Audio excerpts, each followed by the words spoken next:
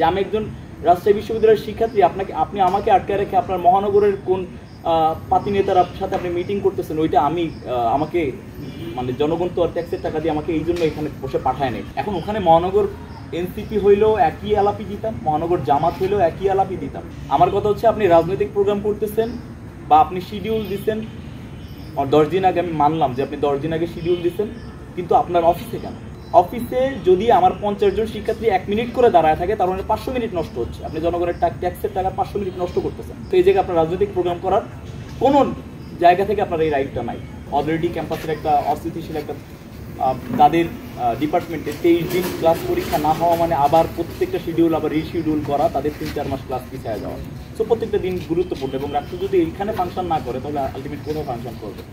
তো সেই জায়গা থেকে ভিসি মহোদয় আমাদেরকে বৃহস্পতিবারে জানালেন যে ওনাকে অপসারণ করা হয়েছে, এখন প্রসেস মেনটেন করা হবে। তো রেজিস্ট্রার দপ্তর থেকে রবিবারেও যখন এই চিঠিটা ইস্যু করা হয় না ডিপার্টমেন্টে, তখন আমি আবার ভিসি মহোদয়ের সচিবকে কল দিই। উনি জানান যে চিঠি রেজিস্ট্রার দপ্তরে পৌঁছায় গেছে, এখনও উনি ইস্যু করলেই হয়ে যাবে।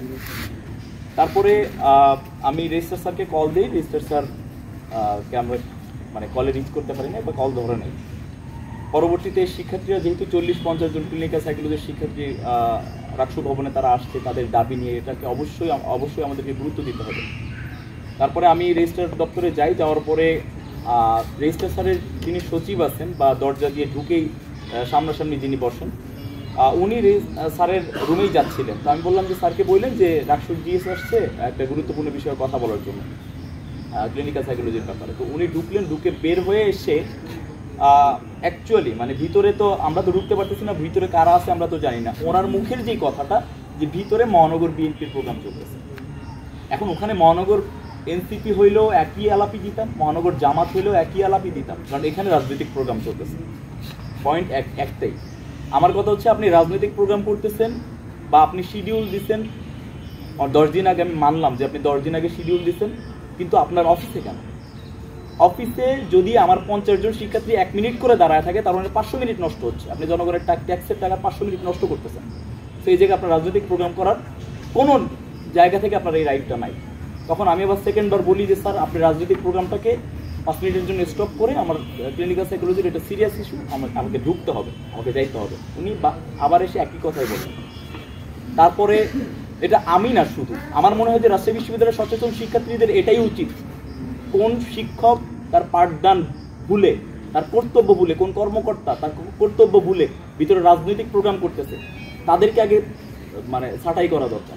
তাহলেই ক্যাম্পাস সুস্থ স্বাভাবিকভাবে ফিরে আসবে। আমার জায়গায় যে কেউ থাকলে আপনারা রেগে যাইতেন যে আমি একজন রাজশাহী বিশ্ববিদ্যালয়ের শিক্ষার্থী, আপনি আমাকে আটকে রেখে আপনার মহানগরের কোন পাতি নেতার সাথে আপনি মিটিং করতেছেন, ওইটা আমাকে মানে জনগণ তো আর ট্যাক্সের টাকা দিয়ে আমাকে এই জন্য এখানে বসে পাঠায় নেই। আমি ভিতরে যাওয়ার পরে স্যারের সাথে সুন্দরভাবে কথা হয়েছে, স্যার এই চিঠিটা কি আজকে ইস্যু হবে? উনি বললেন যে সর্বোচ্চ চেষ্টা করুন। এখন রেজিস্ট্রার দপ্তরে যাওয়ার পরে কি এমন বিশাল একটা কাজ যেটা আমার 1-2 দিন সময় লেগে যাবে? সর্বোচ্চ একটা চিঠি ইস্যু করতে হবে, এবং বিশাল কাজটা থাকলেও এটা আমাদের সামনে আনতে হবে যে আমাদের এই কাজ, আমাদের এই দপ্তর থেকে ওই দপ্তরে যেতে হয়। তো এটা উনি বলার পরে উনি বললেন যে তুমি আমার রুমে আসছো কেন? আমি 36,000 শিক্ষার্থী নির্বাচিত প্রতিনিধি ব্যক্তি সালাউদ্দিন আম্মারের কোনো, আমি ধরে নিলাম যে আমি সাধারণ শিক্ষার্থী, আমার কোনো রাইট নেই তার অফিসে যাওয়ার। কিন্তু আবার এটাও সত্যি, উনি রাজনৈতিক প্রোগ্রাম করতে পারেন না। এবং উনি যেই টোনে কথা বলছে, আপনারা পুরো একটা ভিডিও তখন আপনারা দেখছেন। এই তো টোটাল ঘটনা এটাই। তারপরে আমি চলে আসার পরে আমার মনে হয়েছে যে এটা আসলে মানে আপাতত সামনে আনলে হয়তো বা ক্লিনিক্যাল সাইকোলজির ইস্যুটা ইয়ে হয়ে যাবে। কোনো শিক্ষক যদি তার সেই উচ্চ একটা পদ, একটা সম্মানের জায়গায়, উনি শিক্ষকের জায়গা থেকে নিচে নেমে এসে উনি যদি কর্মকর্তা হইতে পারে, ওইখানে যদি কোনো একটা মন্ত্রী এসে ওইখানে বসে, আমরা ওনাকে কর্মকর্তা হিসেবে ট্রিট করবো, এবং ওনাকে ওইটা নিতে হবে। উনি যদি ইথিক্যাল জায়গা থেকে ভুলে এসে উনি কর্মকর্তার জায়গায় পৌঁছাইতে পারে, আমি তাকে কর্মকর্তা হিসেবে ট্রিট করবো, এবং আমাকে আমার কাজ বুঝাই দিতে হবে। শিক্ষার্থীদের সাথে প্রহসন করা, আমরা তো এই বিল্ডিং আর মানে প্রশাসনিক ভবন দুইটার মধ্যে একটাই পার্থক্য, সেটা হচ্ছে এই বিল্ডিংয়ের মানুষগুলো ওখানে যাবে অধিকার বুঝায় নেওয়ার জন্য।